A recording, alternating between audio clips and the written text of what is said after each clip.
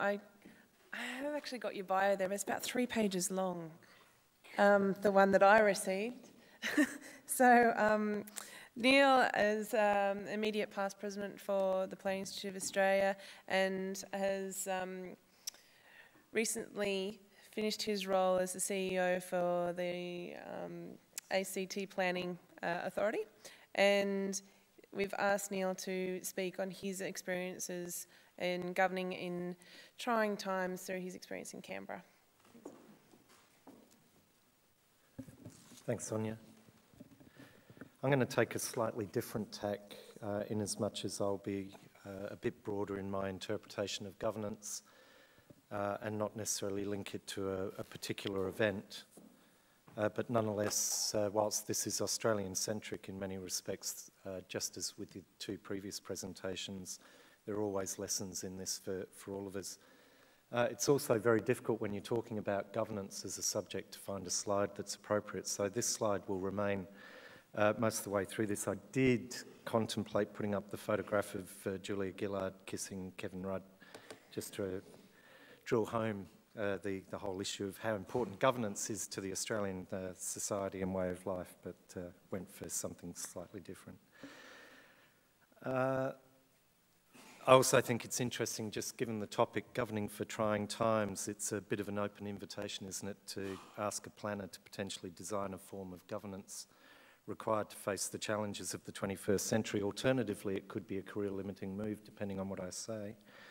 But hopefully, again, I'm tame enough in my commentary to protect those future opportunities. I think it's important from the outset to recognise that governance operates at many levels. It operates informally as well as formally, and it involves not just government as we know it. The whole of society ultimately is involved one way or another in governance. Governance is recognised alongside productivity, livability and sustainability in the State of Cities report that we've just had the 2nd version of released today, as well as national urban policy.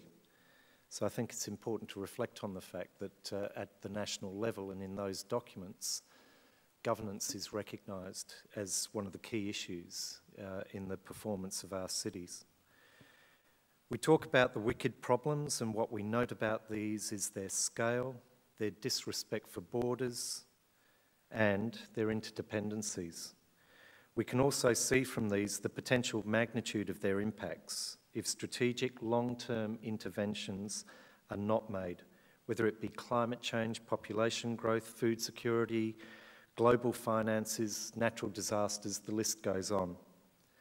So how well do challenges that are large in scale, disrespect borders, are interdependent and require strategic long-term interventions pair with our systems of governance? After all, it's not as if challenges with such attributes are entirely new. As I was putting this together, I thought about what it must have been like when the Second World War started and how populations must have thought about the future at that particular point in time. So what distinguishes our current set of circumstances from some of those previous eras? I think, from my point of view, one of the key issues is the confluence of these huge issues around a global economic system that is highly susceptible to fractions, let alone multiplications. This is illustrated in Treasury's advice to government in 2010 when it said, "Getting it right with cities has significant potential, not just from a pure economic perspective. Getting it wrong is likely to be very costly economically, socially and environmentally." And again, from the presentations we had this morning, we can see beyond the economic implications of some of these city issues if they're not properly addressed, and their very significant potential to spiral into social and environmental problems. So this is as much a call to adapting our ways of governance as it is building resilience, even if it is, in the eyes of Treasury, protecting our productive capacity. And I'm not arguing that we shouldn't be trying to do that, but we need a broader perspective on why policy intervention is needed and holistic at the same time. Recent forums convened by the COAG Reform Council's expert panel on city strategic planning systems, the Council of Capital City Lord Mayors Cities Roundtable, the Australian Sustainability Built Environment Council's Measuring the Performance of Cities, and the Built Environment Meets Parliament's annual conference provide a consensus around the need for governance to sit high on the agenda of any approach to tackling the current suite of issues, but not necessarily the nature of that change. So in these forums that I've attended, and there are many people here today who have participated in one or more of those forums over the last 12 months, I'm getting a very strong sense that there is a consensus building about the general direction that needs to be taken and that governance needs to be a core part of that. But I wouldn't say that there's consensus on how you would achieve that. Having said that, most, in my view, believe we need transformative actions because business as usual is not working, here or internationally. So what might this comprise? These are just some of the observations that I would make. Elevate outcomes over process. There is a mad rush at the moment towards the lowest common denominator, and planning's no exception. If those of you who are familiar with the microeconomic reform agenda through the National Seamless Economy, the focus and the preoccupation around planning, quite apart from the strategic policy that we've just been talking about this morning or had presented to us this morning, is around development assessment reform, national competition policy, supermarket policy, environmental impact assessments. Let's streamline, let's codify, simplify, let's all make it sameness. Now again, I'm not saying that any of this is inappropriate, it's wrong, but in the context of some of these significant challenges that we're facing, I would question some of the priorities that we're placing and possibly some of the perverse outcomes or the unintended consequences that might emerge as we rush into let's get down to this lowest common denominator to get planning out of the way, because it's that thing that gets in the way, it's an obstruction, as opposed to let's lift ourselves above the brick wall and see what planning actually offers as an opportunity to address some of these more significant issues. Being proactive. Look, inevitably there is going to be reactions to events that just simply haven't been contemplated. And I think both with Susan and Jude's presentations, whilst obviously natural disasters are there to be anticipated, their sheer scale and their differences in complexion that will occur with each event can't be contemplated.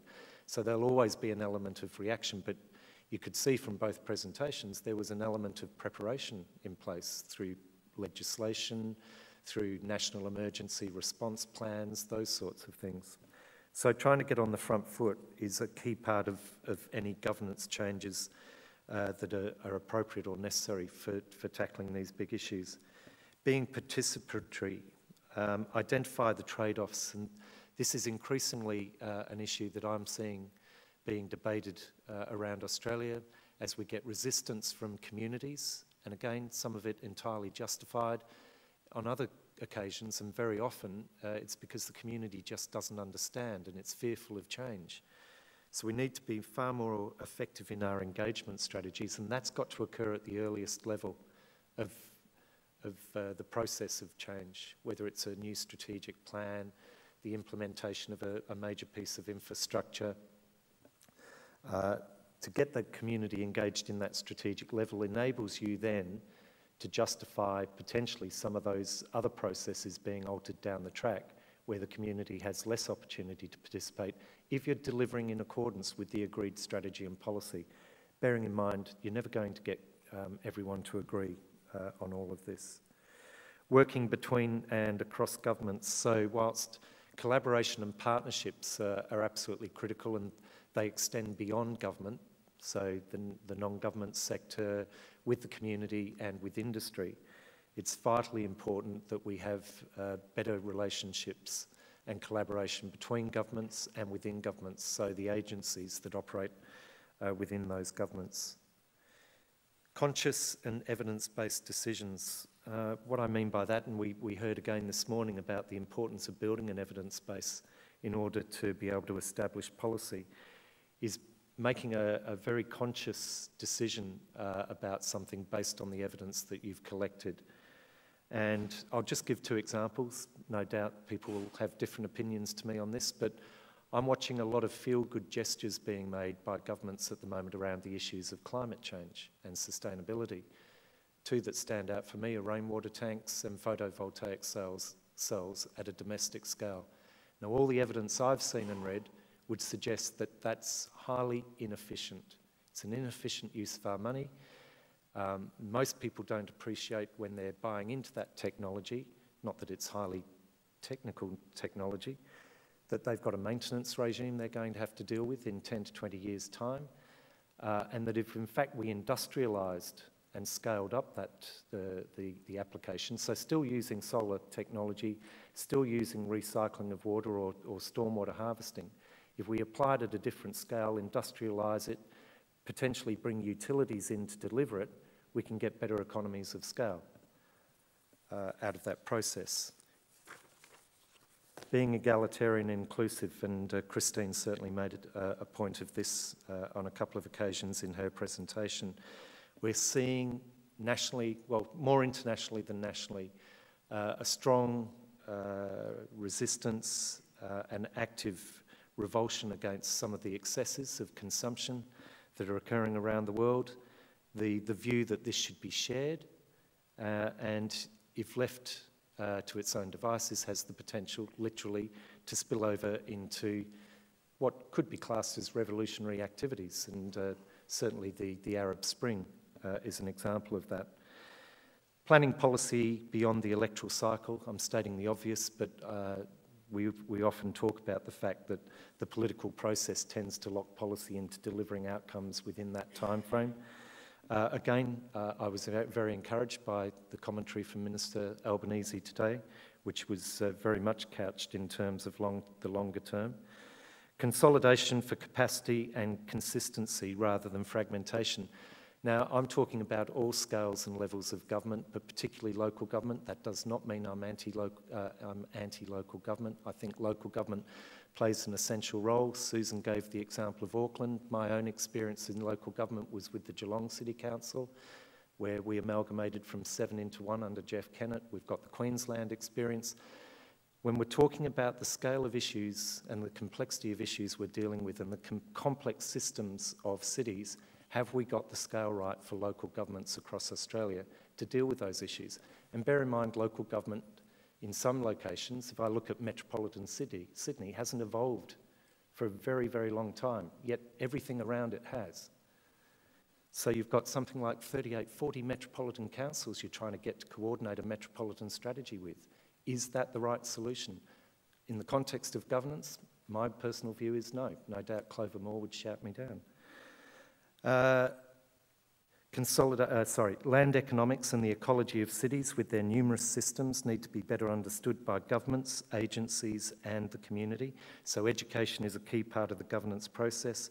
Elevate the role and understanding of planning, cities and urban systems on the performance of the economy and society, in my view, within central government. So I'm talking particularly with treasuries who, with their focus on fiscal policy, I don't believe fully understand some of the ramifications of the decisions around city planning and development. As a result of that, you have the potential for, again, unintended consequences. Many of these concepts are advocated for through bodies such as CAP, through the GPN, which is the Global Planners Network, and UN Habitat, all of which PIA contributes to, albeit in a minor way. So how do we measure? Because I think it's important with any of these things that you have the ability to evaluate, monitor, report back and improve. Well, beyond the State of the Australian Cities report, the yet to be prepared national sustainability indicators, and to ensure that the reporting on the city strategic planning systems for COAG does not end on the 1st of January 2012, ASBEC, which is the Australian Sustainability Built Environment Council, is developing a suite of city performance measures which I'll discuss tomorrow in one of the workshops in a bit more detail. And amongst these measures, the theme of governance is quite prominent and includes transparency in reporting, corporate governance, accountability and responsibility for delivery, long-term vision and goals, and participation. So just to conclude, government, industry and communities are talking, which is a very positive sign, but the nature of adversarial politics is such that part of the advocacy platform part of the advocacy platform now is the need for a dedicated minister and Department for Urban Affairs, and that's no blight at all on the Major Cities Unit. At a national level, an Urban Productivity Style Commission, which looks at measures beyond those just to do with fiscal policy, and bipartisanship